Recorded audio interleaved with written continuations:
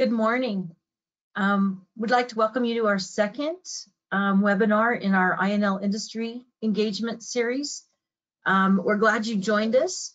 Today we have with us Dr. Ashley Finnan, and she's the director of the Nuclear Reactor Innovation Center here at the Idaho National Laboratory. And in just a second, I'll give you a little bit of information about Ashley, and then we'll let her get started.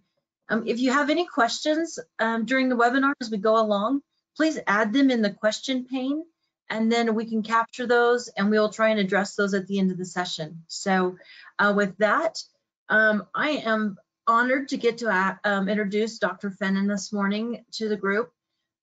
She is the director of the National Reactor Innovation Center.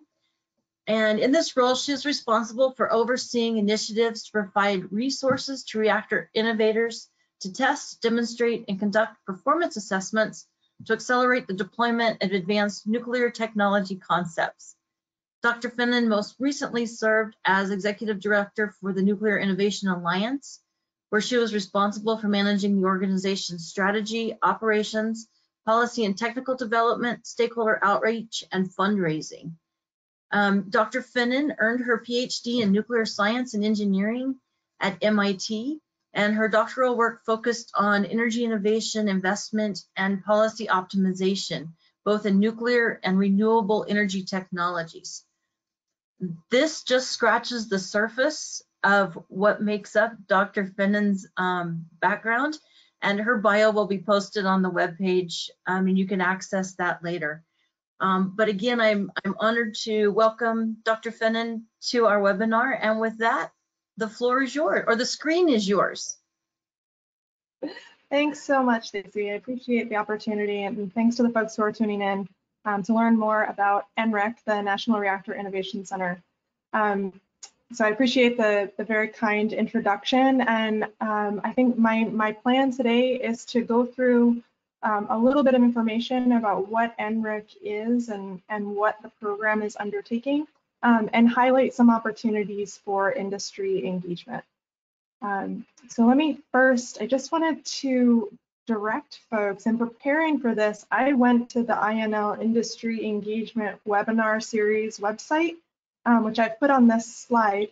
And I really found that the first session in June 10th had some very valuable resources that folks might want to take a look at, including some slides, well, a video of the entire session, as well as slides on doing business with INL, the small business program, technical assistance, and then economic development grants, and a few other topics. So I wanted to highlight those and make sure folks understand those resources are available on the website, and future sessions are also highlighted there, and the videos are posted there. So I think that's something that everyone should take a look at, especially if you have questions about these topics, you know, how to do business with INL.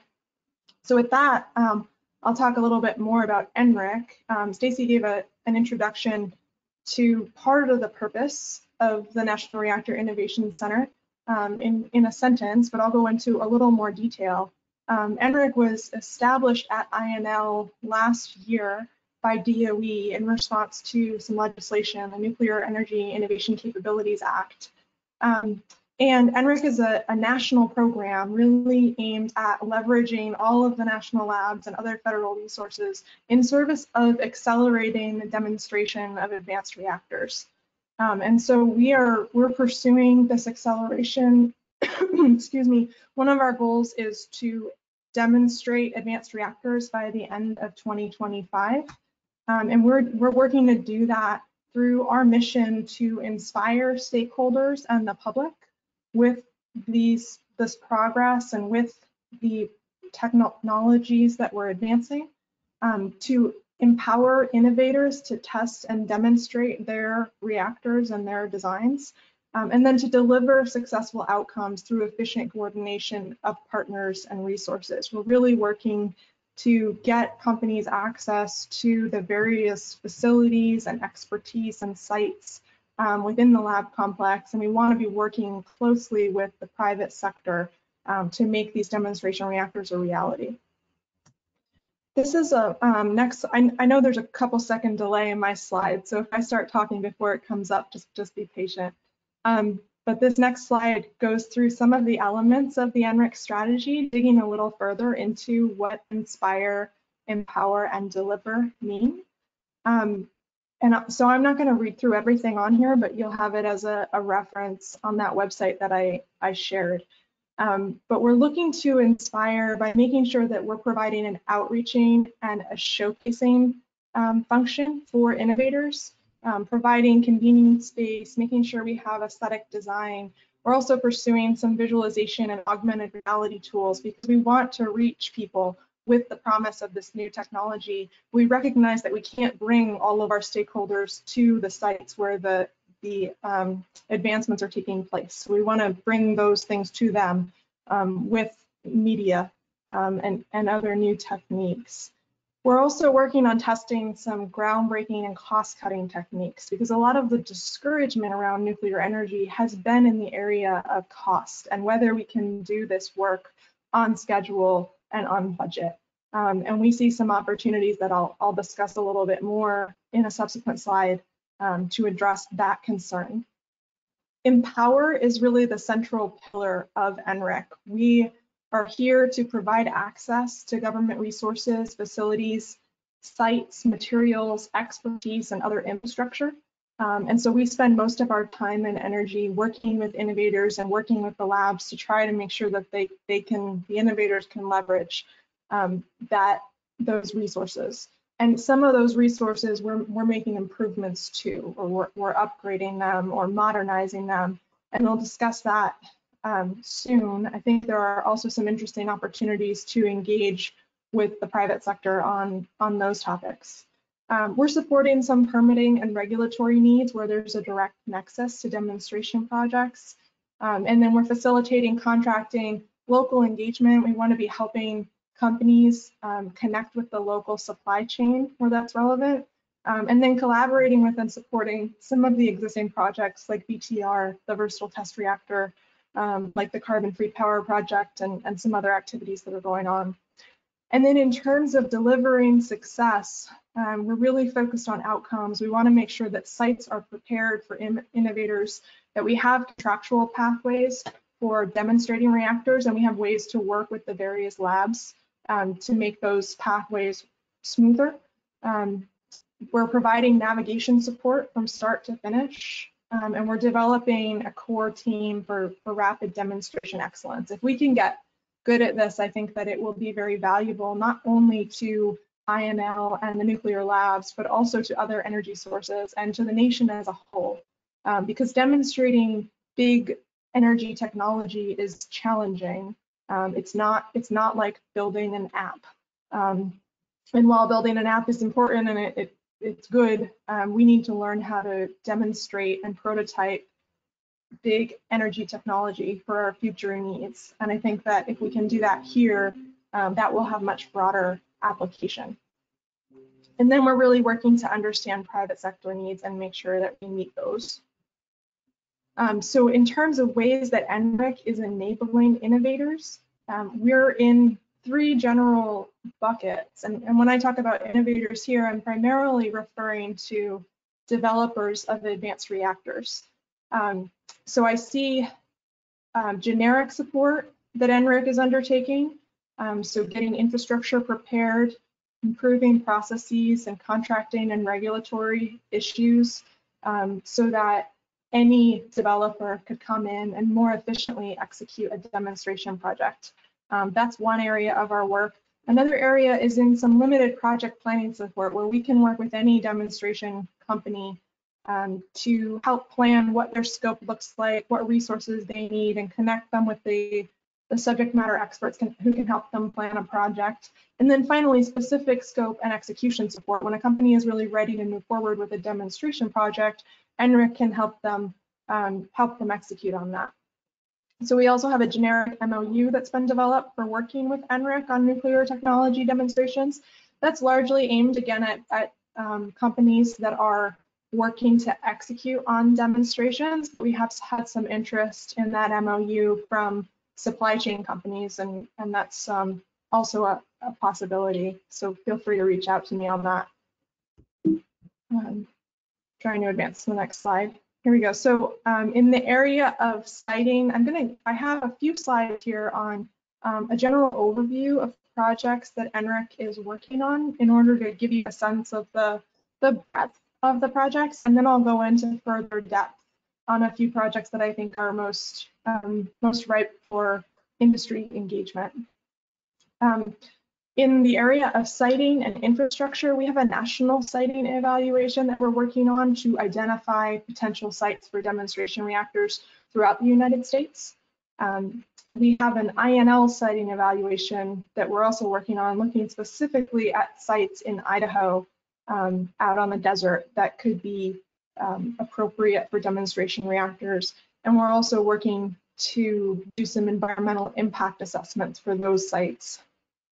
We're looking at fuel material and fabrication space to be able to support the fuel needs for these advanced reactors. And then we're developing some demonstration reactor test beds, mostly at this point looking at the EBR2 dome and the zipper cell, and I will describe those in some more detail because that's an opportunity for industry engagement.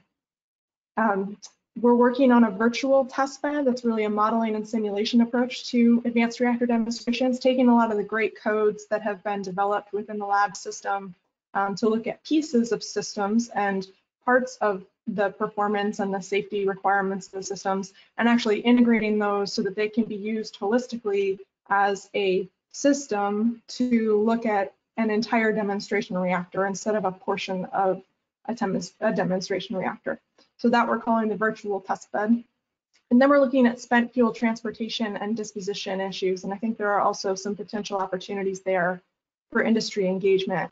And that's predominantly focused on how we handle the spent fuel from demonstration reactors.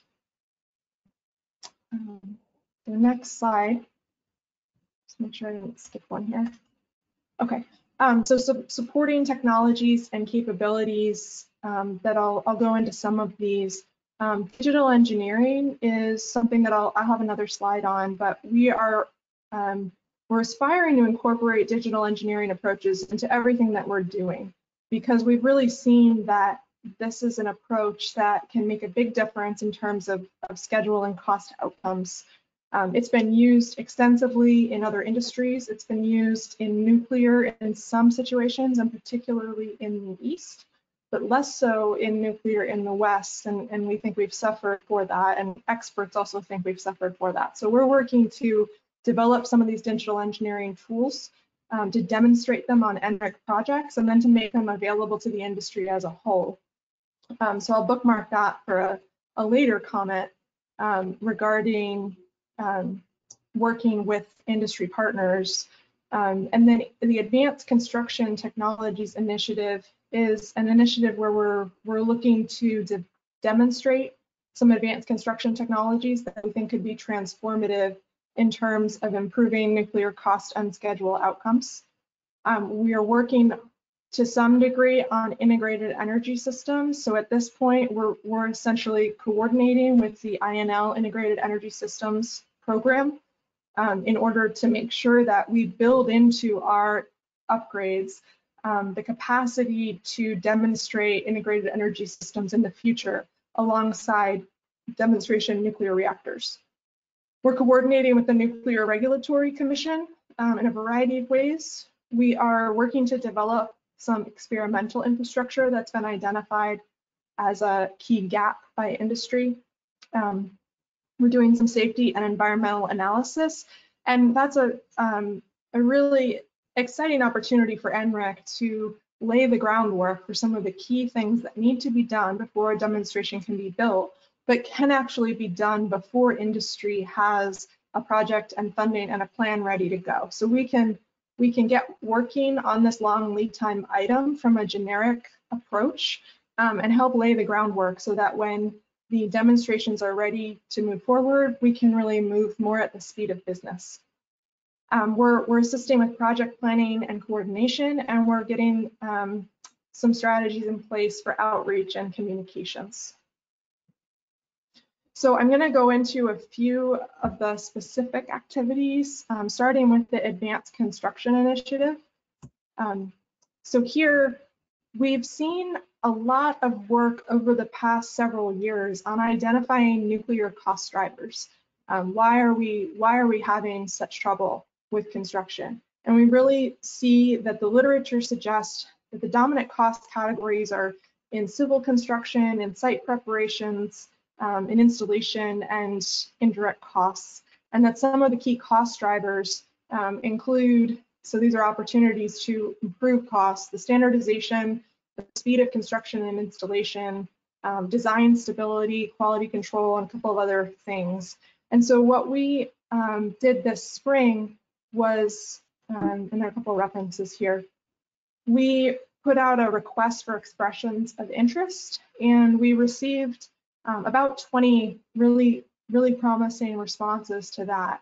And what we asked for were suggestions of projects that that we could undertake in partnership with the private sector to demonstrate advanced construction technologies that would really address some of those key issues on the prior slide and be transformative in nuclear energy economics and schedule success.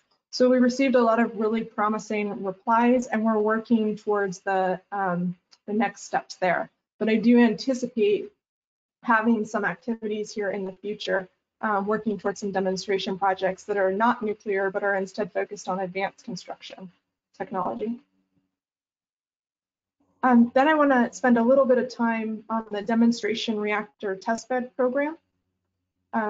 So this is a concept for a demonstration reactor testbed where NRIC sees the opportunity for us to provide a testbed, and the testbed systems are shown here in the blue outer boxes, through which a variety of innovators could come demonstrate their reactors. So we have a couple of existing buildings in particular that are promising for this, that used to have reactors in them but don't anymore. And if we can provide some of these key systems that any innovator would need, it allows them to come in, demonstrate for 6 months or a year, and then go out, and then somebody else can come in, demonstrate for 6 months or a year, and then go out.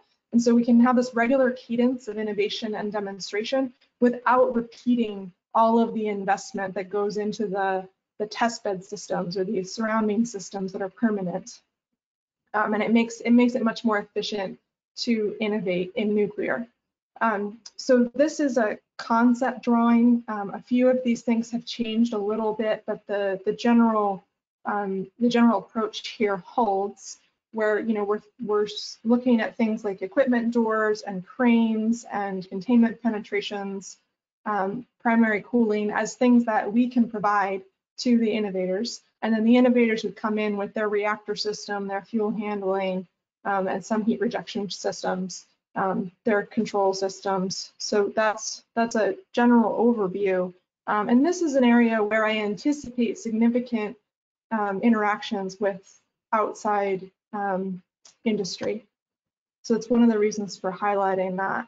One of the two facilities we're looking at right now for this is the Zipper cell.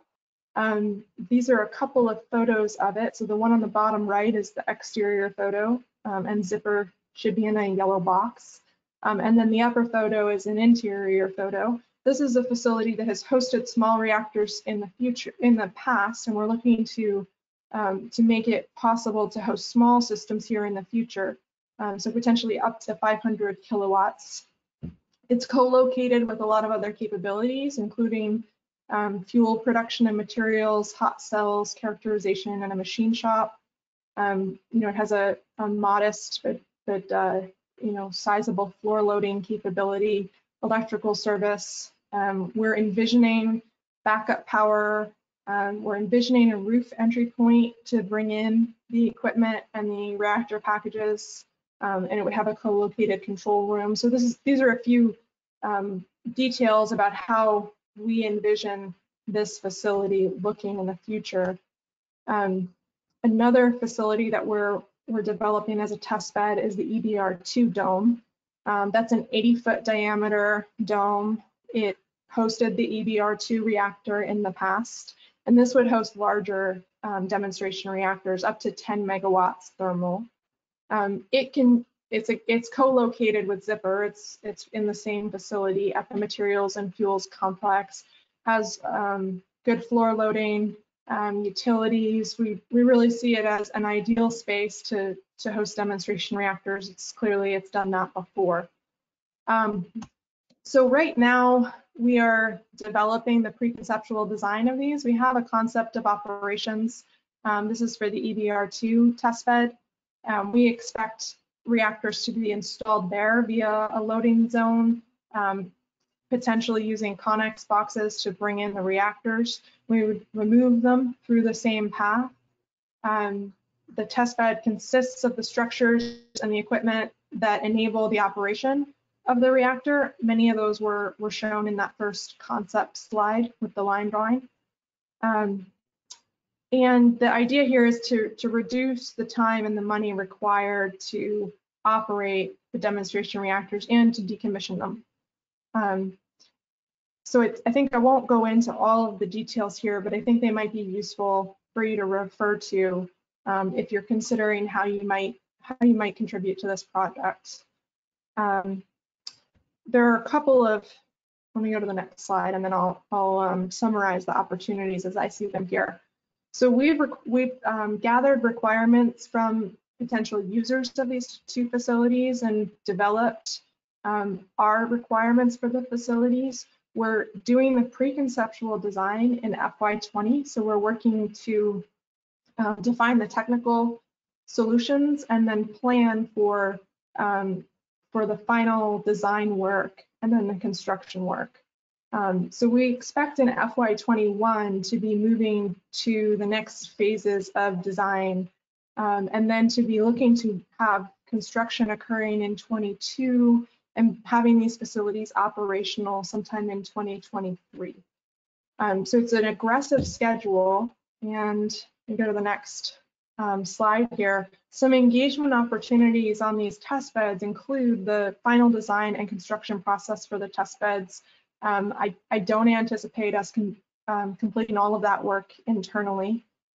We also think that there's some opportunities for consultation on these projects, some opportunity to assist with developing the operation strategy and making it as efficient as possible so that we have the processes and procedures and requirements in place to ensure that we can in fact move forward with demonstrations in series without delay. And then the decommissioning strategy and the design around the decommissioning and defueling of these reactors is another area where we are going to be looking to outside expertise to help us come up with the best strategy. So I'm going to speak a little bit now about digital engineering and the work we're doing there. So Chris Ritter is our lead on digital engineering at NRIC, and these are his slides. So what is digital engineering? It's largely moving from stone tablets to blueprints to more detailed information management, and then finally digital engineering, where I'm going to go to the next slide, which gives it a bit of a stronger definition. Instead of being in the area of siloed programs and disparate documents, you want to move to upwards in the levels on this chart, where you have content management and you move up to having strong data links, connections across the life cycle of the project, automated analytics, and ultimately the use of AI. And we see this progression as being really important for nuclear, as it is for all technologies. We've seen significant schedule reductions in construction projects thanks to digital engineering, significant productivity increases, improvements in quality, and significant savings. So we've seen this used in aerospace and automotive use in construction, and we see its use in nuclear around the world. But we really, as I stated earlier, we really need to improve and expand its use in nuclear in the United States, and we're aiming to do that within NRIC programs.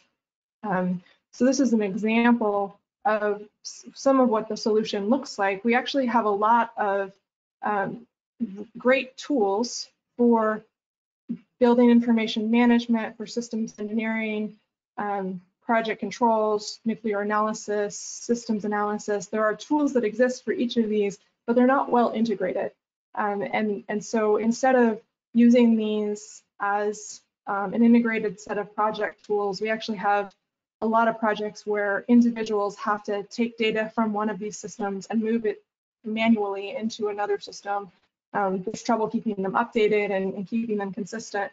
So one of Chris Ritter's tasks is really integrating a solution here where these different programs talk to one another, and we can retain the benefits of the digital engineering throughout the project.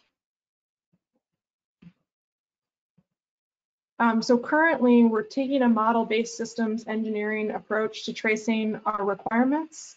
And in particular, we're applying that to the Zipper Testbed project, and we'll be applying that as well to the EBR2 Testbed project. This work is being integrated into the Versatile Test Reactor, and Chris is really doing a lot of work to make sure that digital engineering is incorporated into all the work that we're doing at the lab. So there are two sides to this. One is we are enthusiastic about having partners who want to work on digital engineering, and certainly want to hear about that if you have applied this and think you have something of value to share with us. But I'd also say that if you're looking to work with us on any of the other projects, please expect to have to implement digital engineering. We do want to be using these tools in the construction projects that we're pursuing. So if you have any questions about that, don't hesitate to reach out to me, or I can connect you to Chris. But just a heads up that it's an opportunity, it's also really a requirement. I have a few slides here on the siting preparations that we're doing, and we have some work with private partners on this as well, so I thought I would mention those.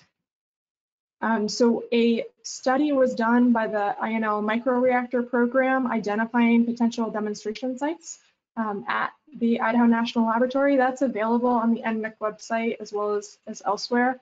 And it really identifies first a list of candidate site locations or areas within INL boundaries. And it includes existing buildings, previously developed sites, as well as undeveloped sites. It applies screening criteria to those sites and then identifies preferred sites, which we're now looking at for preparations. So this, I'll just show you a couple of maps. These are the candidate sites that are in the report. All of the yellow circles represent sites that were considered in the evaluation of sites. And then next slide. The preferred sites here are the green ones, which passed the mandatory screening criteria and then also scored well on the graded screening criteria. And these are a few examples that are big enough to see around the materials and fuels complex. So location number 2 here is the EBR2 dome, which I've highlighted earlier as part of our demonstration testbed program.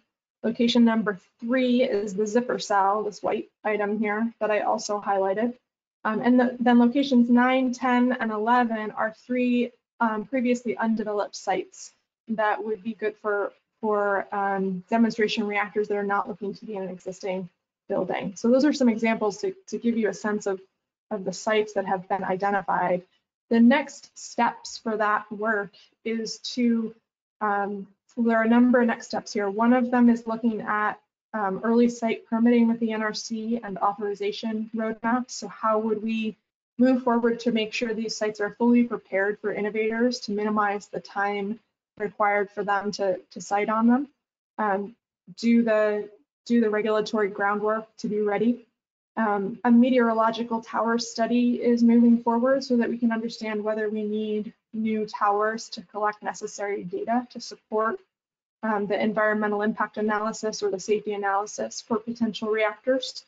We're looking at an electrical grid study because some of the demonstration companies would like to be able to export power from their demonstration reactors. So we're looking at whether that would be possible, and if so, what that would look like. We're developing some mapping and informational tools so that innovators can see the sites that are available and understand the characteristics of them. We're surveying for cultural and biological resources so that we can identify where there might be a conflict on a site, or there might be something we need to mitigate, and so we can identify any environmental impacts of the potential activities on those sites and take appropriate action if that's needed. And then, as I described earlier, we're developing the demonstration test beds in those 2 existing facilities. So we are working with companies outside of INL on a few of these items. So I'll just highlight them here as the types of things that we work with companies on. And I think that, I want to just be clear that I'm open to suggestions. If you have a company that you think could contribute to the success of these projects, I want to hear about that and see whether there's a way for us to work together. Just briefly on the virtual test bed that I mentioned, this is a modeling and simulation capability to support advanced reactors. I wanted to provide this as a reference in case there are folks who are interested in being involved in the modeling and simulation efforts, but I won't go into detail on this. I described that it's really about utilizing the tools that are available and then developing simulations that incorporate the variety of tools to support full demonstration reactor systems. And we're also looking to provide some examples to innovators so that they can see how they would use the various tools for their given system. A couple of other supporting initiatives that we're working on are regulatory coordination. So we're working with DOE on a standard review plan for DOE authorization for microreactors. And we're also working on the safety analysis and the regulatory approach for those demonstration testbed facilities. With the Nuclear Regulatory Commission, we're coordinating with them to understand their process on their microreactor generic EIS. And we're coordinating on what on our side is a plant parameter envelope approach to environmental impact assessment. So we're looking at a set of potential demonstration reactors, and we're developing a plant parameter envelope that encompasses those potential reactors, and then we're assessing the environmental impact of that plant parameter envelope so that we're prepared for a variety of different reactors that could be looking to demonstrate at the INL. We're working, as I mentioned earlier, on early site permit road mapping to understand how we might be able to pursue an early site permit. And we're working with NRC as well on the advanced construction techniques, just looping them in at this point so that we can devise the best way for them to learn from those demonstrations and to be integrated so that as we demonstrate advanced construction techniques for nuclear applications, we're also making sure that the regulator is reviewing them so that they will really be ready for use when we're done. And then one of our congressional mandates is to facilitate NRC learning from the demonstration reactors. So we'll continue to talk with them so that we can pursue that as we move towards demonstration projects.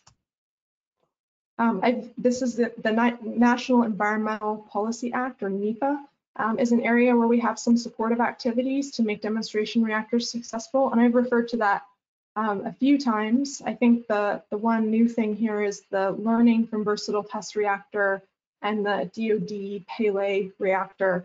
Those are 2 NEPA processes that are underway, so we're looking to observe what they've done to learn from that and to move forward with NEPA efforts to support other activities. In terms of fuel supply, we want to be sure that we can identify potential fuel supply for advanced demonstration reactors. So at this point, we're at the stage of compiling information about the needs for fuel and the potential sources for our NRIC planning purposes. And then we're also evaluating the needs and the possible sites for fuel fabrication facilities, not for commercial fuel fab, but just for these initial demonstrations. There's been a gap identified by industry and by the labs that there is not a lot of space available to do that work. And then I mentioned the fuel disposition evaluations. We have done some initial evaluations of microreactor disposition and looked at preparing fuel for transport for a couple of different types of fuel. We're expanding that to include some other types of fuel so that we're covering the entirety of the potential reactors. So now we've looked at liquid fueled molten salt possibilities, and we will be looking at another technology before the end of the fiscal year. And then we're documenting regulations and regulatory authority for microreactor transportation, because one of the new things about microreactors is that companies envision transporting them, and that's not something that's ever been envisioned for large reactors. But you could envision transporting something transporting a microreactor between its shutdown and its final storage location, or prior to being installed, or even between operating in one location and operating in another. And those are things that are fundamentally relatively new for civil nuclear. Our next steps in fuel disposition evaluation are looking at those transportation options, going beyond the regulations and looking at the logistics, treatment and storage of spent microreactors, and then looking at environmental regulations, regulators, and approaches for some of these issues. And those are all of my slides. So I hope that overview is helpful in terms of giving you a sense of the types of things that NRIC is working on. And I've identified a few specific areas for industry engagement opportunities, but I'm very open to questions or to outreach in the future, about ideas that you might have, because I value those very much. And I appreciate your time and your attention. If there are any questions now, I would be happy to take them. Ashley, we do have one question. It says, what about reutilization of spent fuel waste encapsulated in glass for solar backup, such as MIT liquid silicone solar? So that's a great question. I think, well, I can't see the questions for some reason. Do you mind repeating it once, Stacy? I can. What about reutilization of spent fuel wastes encapsulated in glass for solar backups, such as MIT liquid silicone solar? Okay. So I have heard of the project. I don't know how, I haven't had any particular outreach from them, but I'm certainly interested in the potential for that. And in general, we have been asked about whether NRIC would support innovative approaches to the back end of the fuel cycle. And my answer to that is yes. I think that that's part of our demonstration responsibility. And we do want to demonstrate those types of technologies. So I'm enthusiastic. We haven't spoken with them at this point. Okay. Do you think, will NRIC offer specific incentives or targeted outreach to small business? Are there specific things that you're looking for small business participation? Well, I think I'll start by speaking to where we have small business participation now. Primarily at this point, it's in some consultation on some of these projects to help us be successful and to help guide us on, there are consulting firms that have learned from their participation in projects around the world, and they can help us to look around corners and see what we might have to do to be successful. There are also some companies that are interested in providing some advice to us as we oversee some of the construction projects, which would likely be done by larger firms. But I think that there are opportunities. We are working with small businesses.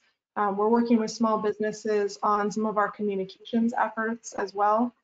But in terms of targeted incentives and outreach, I think I would direct folks to the INL small business presentation, and particularly to look at the website for this webinar and see last month's presentations.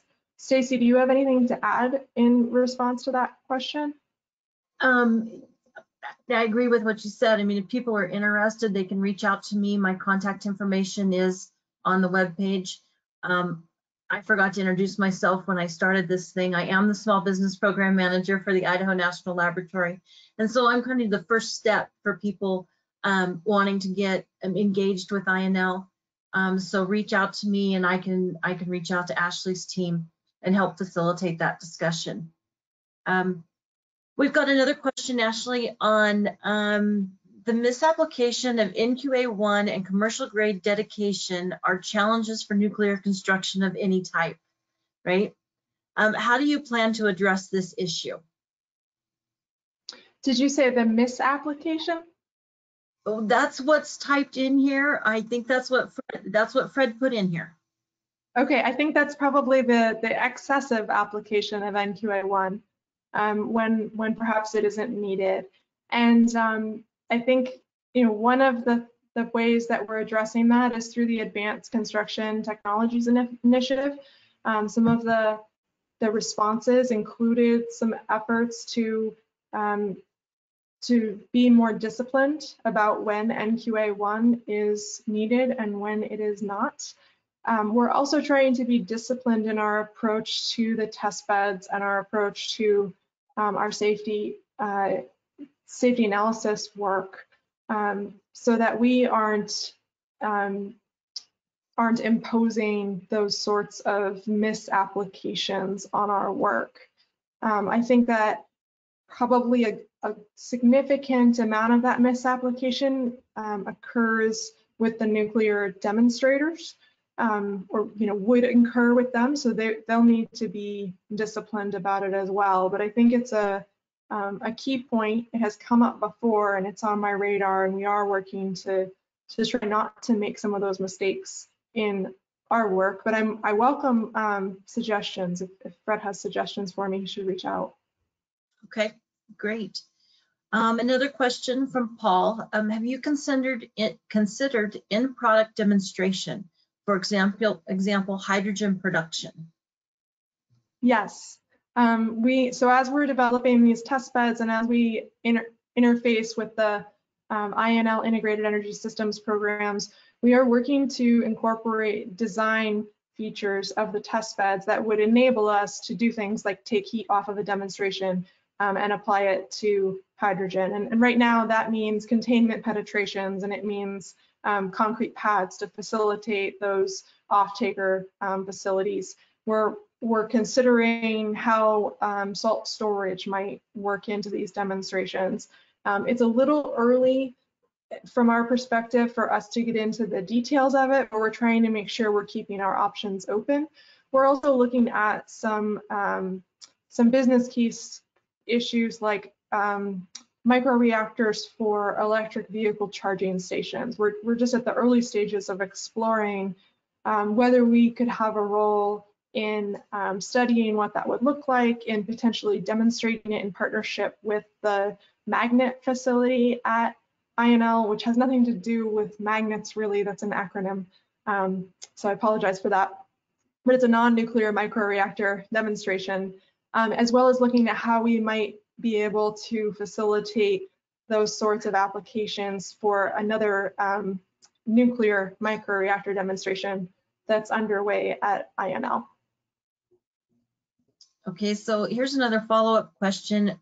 Would that also relate to recycling of silicone or electronic wares?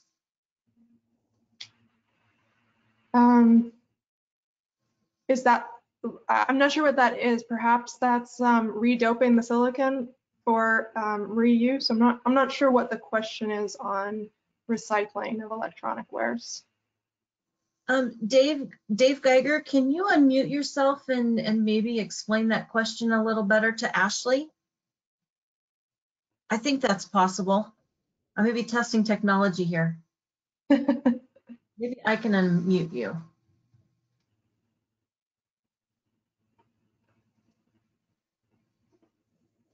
No, doesn't.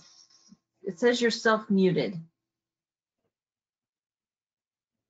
Oh, Dave Geiger, now you're unmuted. Oh, you were. Okay, I guess that's not going to work. So maybe we can follow on that question to make sure we get that answered. Let me see if I have a couple other questions here. I think there's Dave. Go, Dave. Hi, Dave. Yes.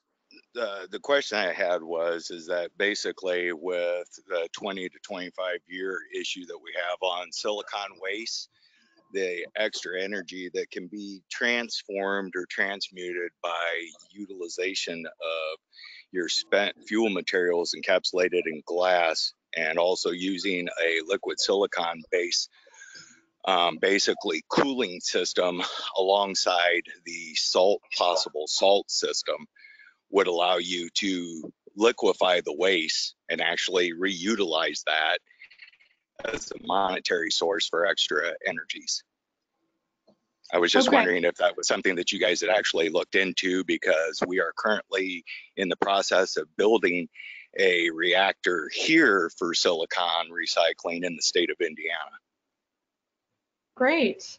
No, I haven't looked into it, Dave, and I would welcome any further information about it. If you have time to share it, please send me a note. It sounds intriguing. All right, thank you. Okay, I have another question, Ashley. Do I expect any ADSS reactor within 20 years to tackle radioactive waste? So that's I think an accelerator-driven system, and I don't know. I don't have a prediction on that one. I can say that we don't have we're not talking with any accelerator-driven system partners at this point. That's not based on our selecting out of those. It's just that we haven't had outreach from those companies at this point. Okay. This question is relative to Idaho-based companies. You know, INL has a unique clause in our contract to do 30% of our business within the state of Idaho. And so then are there specific, are you looking at a specific relationship between NRIC and Idaho-based companies?